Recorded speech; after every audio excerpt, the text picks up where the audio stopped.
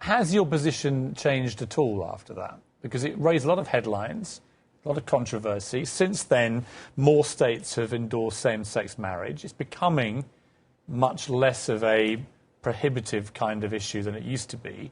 What's your view now? You know, Piers, it really never changes because mine's based out of the Scripture. That's what I believe that the Scripture says, that homosexuality is a sin. So, you know, I believed it before and I still believe it now. Again, I would just reiterate what I said. I'm not mad at anybody. I don't dislike anybody. But, you know, respecting my faith and believing, you know, in what the Scripture says, that's the best way I can interpret it. But, I mean, shouldn't the Scripture be dragged kicking and screaming into the modern age? I mean, we were talking before the break about the issue about eye for an eye, tooth for a tooth.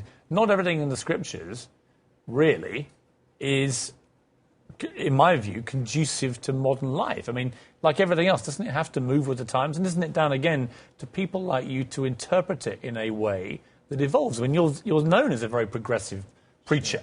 Sure.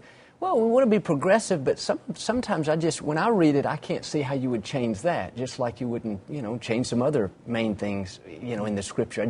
I don't see how that, you know, if you don't have a basis of truth, and that's what I base mine off of, the Scripture. Everybody else doesn't, and I don't fault them if they don't. But this is just the way I choose to live my life and what I teach based out of the Scripture. So I don't think, you know, I think, you know, personally, 200 years from now, the Scripture is still going to say that.